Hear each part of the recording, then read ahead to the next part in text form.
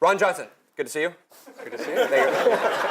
Like I told you, awkward. Yeah. This is how I open most conversations with people I know. So, how's it going? Good. Good. So, why don't we level set a little bit? Sure. So you have had quite an epic career in retail. Among other things, sort of the kind of the driver and really kind of the growth engine behind the Apple Store. You went off to run JCPenney. We'd love to just get into the state of retail in general based on that. And now you are a startup founder with Enjoy, and so pretty awesome. So just to kind of kick things off, can you kind of set up the state of the retail industry broadly, particularly with a lens toward the brick and mortar part of the retail world? Here's the way I look at it. Stores have been around a long time. So the Apple Store on Regent Street in London has had the same landlord for over 1,000 years. So the point is, people have been trying to make money in physical retail for thousands plus years. E-commerce is 20 years old. It's like a baby. It's really early. There's one dominant player, Amazon, right? But the share of it's really small. Total global e-commerce is 5% of sales. In the US, it's 7%. It's growing faster, but its rate of growth in 20 years, it might be 18%, unless something changes. So stores are the kind of stalwart. It's kind of the habit, whether it's age of customers. E-commerce is the new disruptor, new entrant. The theory we have, without jumping into it, is that e-commerce today is fundamentally solved the problem of convenience. Transactional convenience. Amazon is like Walmart was in the 80s. Broad assortment, fair price, fast. If you look at the world of stores, there are many stores that compete on something called personal service. To date, there are very few places when you start online, you have a service model. There are exceptions, like Trunk Club, maybe Warby Parker and what they're doing, bringing 5 frames. But the vast majority of e-commerce is fundamentally optimized for speed and convenience and low price. But that's not the history of retail. So I believe for retail online to grow, people have to invest in different kind of pain points and solve those for customers. So my read is e-commerce is coming, but it's not going to take over overnight. It's going to increasingly scale, but stores are going to be around for a long time. So did that drive the premise of Enjoy, like sort of finding the missing gap of e-commerce? What drove the premise of Enjoy was, one, having been at Apple. Apple is legendary, probably more than anything, for ease of use. Going back to the Mac, to the phone. Yet the busiest store in the world is the Apple Store, and all the customers are in the back. They aren't in the front. They're in a line when we launch and they buy a lot. So if an Apple customer, that kind of ease of use needs help, what about the rest? Secondly, the world's going to connected devices. Any one device on its own is not that hard to use once you learn how to do it. But to get your smartphone to talk to your Nest thermostat, to talk to your doorbell, that's complexity. In this smart home, connected home, someone's going to have to solve or handle the complexity. And so in a world where delivery is becoming ubiquitous, where people want to work mobily, think of people driving for Uber. Kids drive for Uber because they want they want to work when they want, where they want freedom. In a world of delivery where people want to work mobily, my sense is that what if you could move the location from the physical place where you buy the product to the physical place where you use the product? And could that not unlock a paradigm of service? Because when you're in the home, you can do so much. When I unlock a smartphone in a home, I can take out your iPad and Mac and make sure they're all synced. I can go to your car and set up your Bluetooth device. I can make sure it works with your Sonos. You got the latest software updated. I couldn't do that in a store, right? But because physical stores require high margin to support the infrastructure, you can deliver a person to someone's home on time a lot cheaper than you can deliver a store.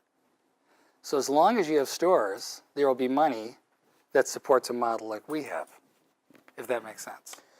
And early on, it's, you have to grow these businesses, but it's about speed and about service. And a portion of the customers and a portion of the products will, I believe, require that. Not all, but a significant proportion. So Enjoy is sort of a Genius Bar inside your living room. Yeah, well, the Genius Bar is really about technical help. Sure. Enjoy is at the front end of a purchase. The consumer electronics industry in the U.S. is $225 billion. People buy $225 billion of new stuff every year. Every one of those people are doing it themselves. They're on their own. Mm-hmm. We want to take part of that $225 billion and do it together. Help people through that. This is a community thing. It's a community thing. It's a community thing. It's a high-touch experience in a high-tech world. What, and we can get into some of the specifics about kind of the Enjoy strategy in a few minutes, but maybe just as a quick prelude to that, do you see, clearly right now the branding, the message is about complex or semi-complex technologies and electronics and smart home and drones, but equally, we were just talking about other high-touch kinds of products and services. There might be fashion, there might be jewelry, there might be, do you see getting into those categories? Yep. Oh. But, okay. I look at it, Amazon built its model from 94 to about 97 on books. They took books, figured out how to deliver books fast and cheap with broad assortments. We've picked consumer electronics to learn how to deliver a person and a product fast with great help. Once we learn how to do that, it opens up all kinds of other industries where someone needs help, whether it's home healthcare, high-end fashion. Like we're already in discussions with Selfridges confidentially, I guess not confidential, about how you enjoy Selfridges in a city like London. So there's a lot of interesting plays down the road. But for us, to deliver a person, it's got to be a purchase that matters. Pretty good retail, pretty good margin, pretty good economics, and most products have those.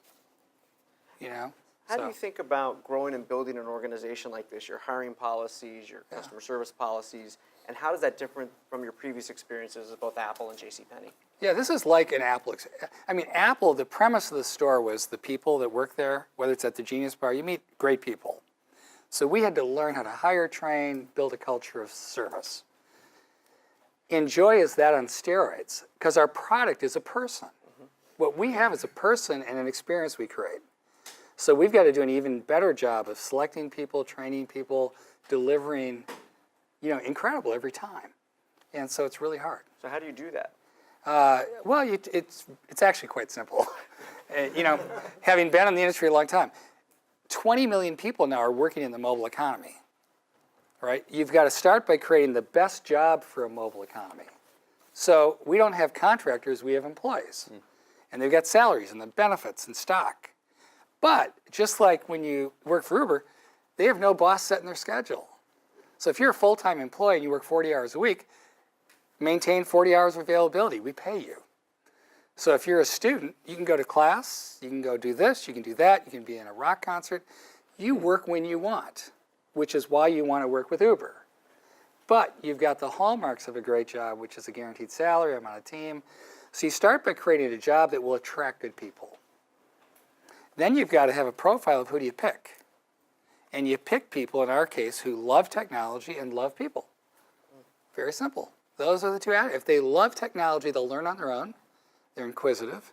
And if they love people, aren't awkward, they'll deliver.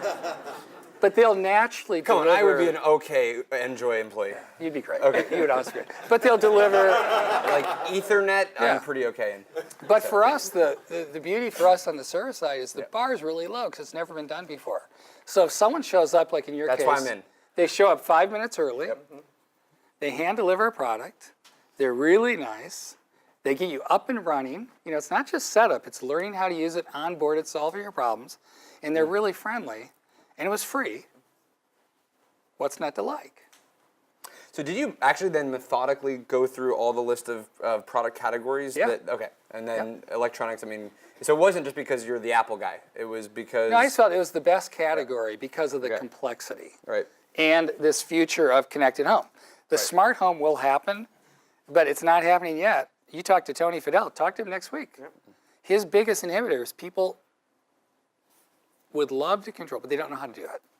And they don't want to hire some installer to come out and spend $100 to get them to do their thing. So we were also talking about how product companies and brands can go direct to customers now. Correct. They could either do that via a website, or they could do their own delivery model. But essentially, you can become a distribution channel. Well, that's what wasn't discussed yet. Right. Excuse me, interrupting. Sure. And maybe it wasn't in your write-up, but our secret sauce is we're helping a manufacturer bypass the store that adds zero value.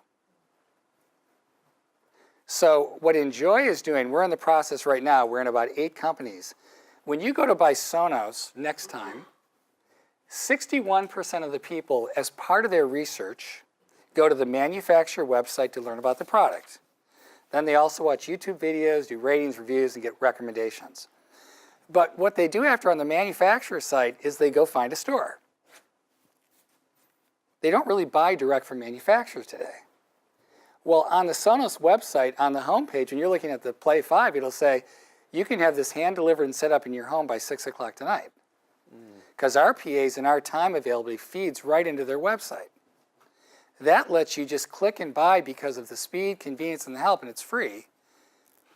Sonos likes it because once someone goes to Best Buy, they're standing in front of Sonos and Beats Music and blah, blah, blah, blah, blah, blah. So you never want to let a customer leave without buying, right? So in that case, they pay us a fee to go do this experience for them, but it allows them to go direct and bypass the store. So we negotiate a separate price with Sonos when we do a delivery, but we look at it, we're getting paid to acquire a customer. Now, once we're through the door, what else can you enjoy? So when we set up your Sonos, we start by saying, let's check the speed of your wireless network. Right. You know, you've got some Wi-Fi issues here. Yeah, I do. Yeah. Yeah. Yep. And this download speed is, you could get faster with AT&T broadband than what you're using. I've been using AT&T broadband. Yeah. But the point is, you unlock a lot of potential when you get in the home. So I was wrong. So it's not Genius Bar in your living room. I mean, it is, but it's actually Genius Bar for all of these brands. For all these brands. Right. We're going to be, what we're trying to do is own the cart of the premium brands. Premium brands never get discounted. Rarely is Apple on sale. Rarely is Sonos on sale. Rarely is a DJI drone on sale. You can sometimes use your red card and save 5%, but these are not heavily. So we handpick, like a specialty store, the products that are the key core products in the industry. So we're trying to be more of in every industry in retail, there's low price guys and there are differentiators. We're trying to be the differentiator. So if we get really lucky, long term you see Prime, you'll think of speed. You see Enjoy, you'll think of help or a person. That's great. So that's the whole vision there, is that we're going to be the one who owns delivering great people that you can trust when you start online and want a person. So from an economic standpoint, because there's this big question, certainly in the Valley, of do these delivery companies make money? Yeah. If you're paying so much for the actual person and the gas and the car and everything. So your economics are coming from the buyer or the brand, or just the brand? Ours, we always deliver free. Okay. So when they buy from our site, we work off the same economics the retail store does. We get the premium retail economics because of what we're doing. Think 30 points. So on a $500 item, Sonos speaker, we're getting $150. So you're getting the product for wholesale, selling it at the recommended retail price, and you're getting the margin. So think of Sonos, $150 if we sell it. If they sell it, we negotiate a price that's lower, but we get a customer, and we just have to deliver a person. So to deliver a person, you've got a drive time, and you've got an experience time. Now we say we'll spend an hour, we spend the right amount of time. It takes us about 20 minutes to set up a Sonos speaker. And then you spend time, downloading different different music apps, and they enjoy that. And then when you're done, you go. But, so what does it cost to hire someone? Well, the average Uber driver makes $20 an hour. We should pay more than that. But if we're getting $100 to $150 per visit, you start to see the math. So the question is, how many visits per day can an expert do? And there's a break even, but you need scale to do that. So you have to assemble the partners. You got to get the big partners like an AT&T, but ultimately that's kind of the business model. But if Enjoy gets to scale, the incumbent retailers probably won't sit still. They can't compete. And so there's no way. Doomed. Best Buy is doomed with Enjoy. Best Buy owns all the physical stores. So a great physical retailer like Best Buy will earn 3% after all their expenses, right? Because they've got to have checkout. They got to maintain inventory. They got to pay rent. They got to depreciate. They got to hire people when you're busy or not busy, right? They have loss prevention, security. They got a lot of costs. They can't afford to do it. So Best Buy is this thing called the Geek Squad. But that's a for-profit charge to visit thing. If you want to do sonos with Best Buy, it's $99 come to the house. So they couldn't have those guys do it for free because they got to pay them, but there's no margin to work with because they spent it all in the store. So a physical store made their bet on the physical experience. We've made our bet on the personal experience, on the person. So our only cost is to deliver a person. Make sense? The physical, the employee cost in an Apple store is 11% of sales. In an Apple store. That's all our expense is people. So you can see we work off the same margin. There's quite a bit of when you really get into it. So when you think about the retailers that are maybe most impacted by this, do you have a sense of, we were talking about, is it the people that are urban or the people that are in more maybe B and C locations, or is it by product? Who can't respond to? It varies by product, but here's what I'd say is early on, and we're very early on, there's two people that use Enjoy. It's people that want convenience and they want help. So our speed is what gets a millennial guy to want something, because we deliver in 4 hours, 2 hours for an Apple TV. That's pretty fast, right? So people want the speed, but it turns out even the young guys take the help. In our generation, not yours, it was kind of cool to figure out how to set up like a Mac.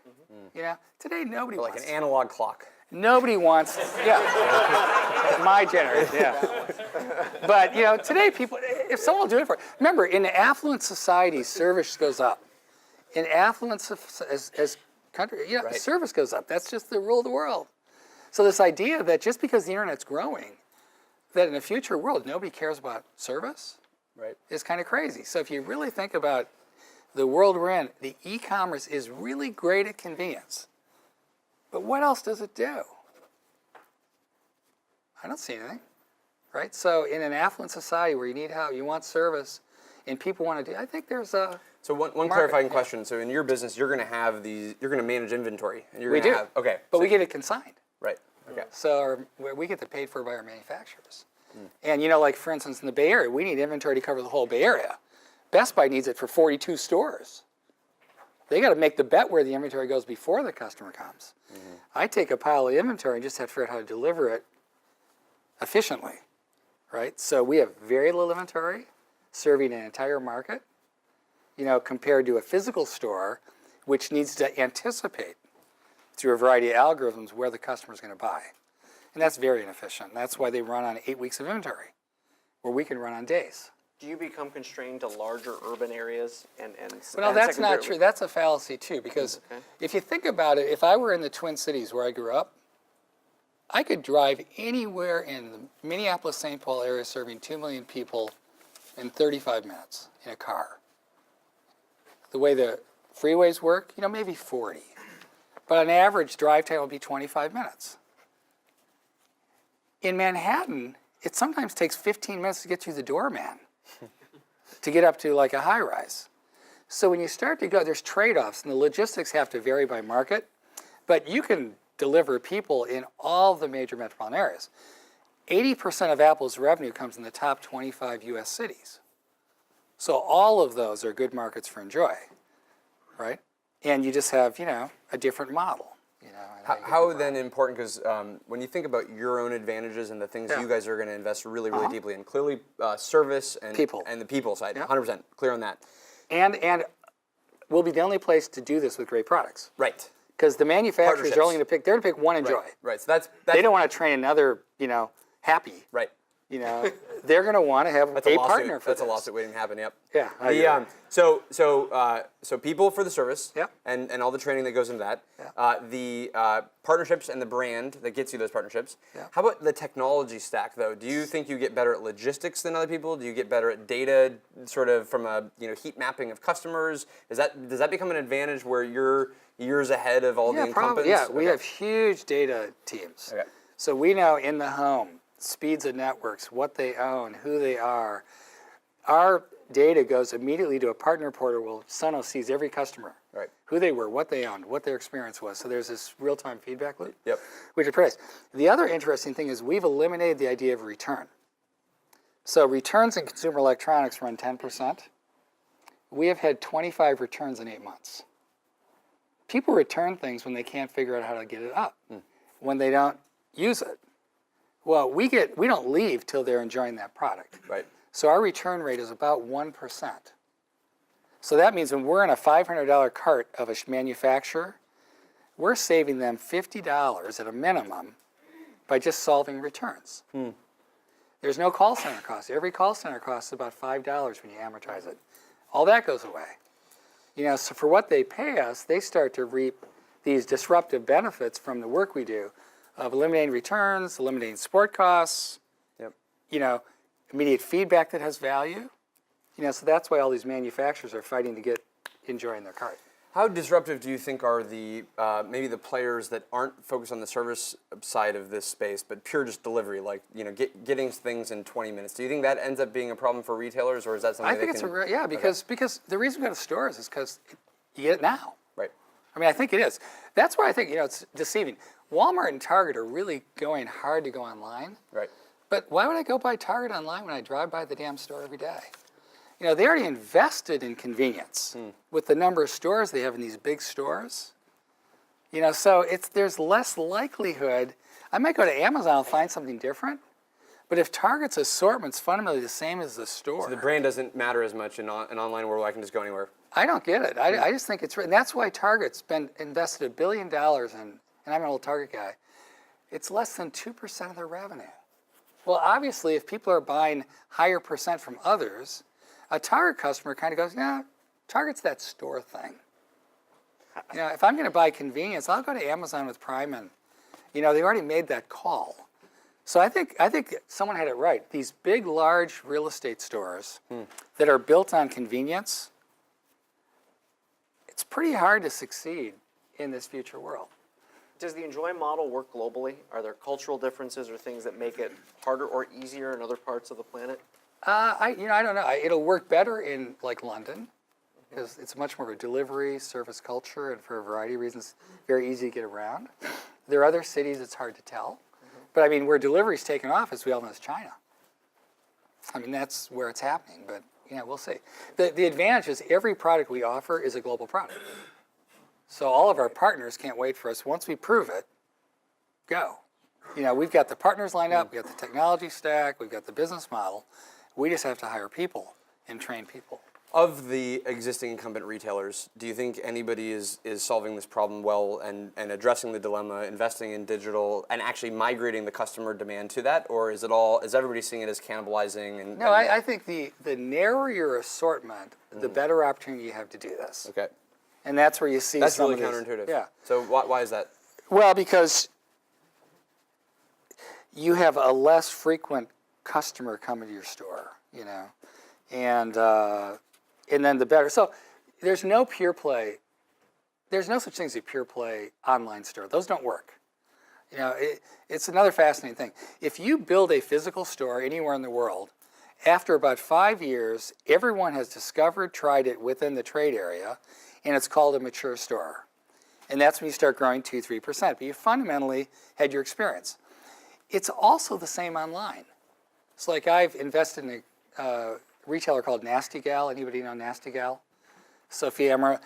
They've been around 9 years now. Well, everyone who might be their customer has heard of Nasty Gal. They've tried it. And their market, even though it's a global online marketplace, at some point it's no different than the trade area of a store. People have tried it. It's mature. Now to compete, you got to find a new way to acquire customers.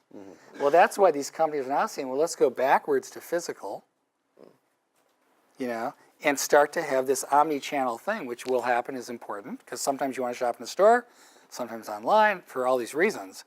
But you're going to find a pure play online thing, except for like Amazon, which is so big in scale, probably doesn't work. Pure play store doesn't work. You got to find a way to offer more. But it's going to be very hard for a large physical footprint store to build an online business. So my opinion. what could disrupt Amazon then? Because in a world where convenience and speed moves from wanting things in a day or two to an hour or two, certainly the service model that you're building out could be disruptive, but are there any other approaches, whether it's Jet or more of the pure online commerce? No, I think what I've always wondered is, like, why the hell does Apple sell through Amazon? What should disrupt Amazon is, why should a manufacturer go through Amazon? If you want to buy a Mac and it weren't on Amazon, you buy it from apple.com. You know, now you're to a point, but what does Amazon really do? Why would the manufacturers not bypass? That's what I wonder. Well, in a future world, why isn't it, and there's a way that it's so easy to search and buy direct from the manufacturer, why wouldn't they want to control that part of the value chain? Can I throw out a hypothesis? Yeah. Because as a consumer, you don't always sort of know all the brands, and you want to be able to have a single destination to search and find all of those things. Sure. So what's your response to that? Well, but people, when they go to Amazon, they know what they're going to buy. I mean, when someone walked in the Apple store, the day they bought, 91% of the people, 91% bought the exact, they knew the size, the model, the amount of memory, the color. They had done their homework. It was a transaction. So that might be true for the higher end, high margin products you were describing. But some might go to Amazon and say, I want a USB charger, and I'll see the 15 that are on there. I don't care about brand. I just want to kind of find the one that looks good. Yeah, I don't want to go to like Crest.com to get my toothpaste, you know? So That's probably true. Okay, so maybe Amazon, you know, is just a nice sort of low-end toothpaste provider in the future. Yeah, but if Crest said Aaron should brush his teeth, you know, he needs to do toothpaste once a month. Yep. I'm gonna set a subscription model, a little better value. You know, you love Crest, you're my guy. Right. For the next 2 years, I'm delivering you your toothpaste and other things. And don't I have like 17 different boxes coming every single week? Right. It's like I got my beef jerky That's box, true. and then I've got my Crest box, and okay, cool. Floss is going to be a different company. That's true. Right. You're So right. we got it. There's some. So then you get back to the delivery. Right. The delivery. Right. Yeah. Okay, sounds like a lot of stuff is changing in the world. Clearly, e-commerce has many, many years to kind of continue to transform. I think that's what you got to remember. It's very new. very early. Early. Cool. Well, thank you very much, Ron. Really appreciate it. Thank you, Ron.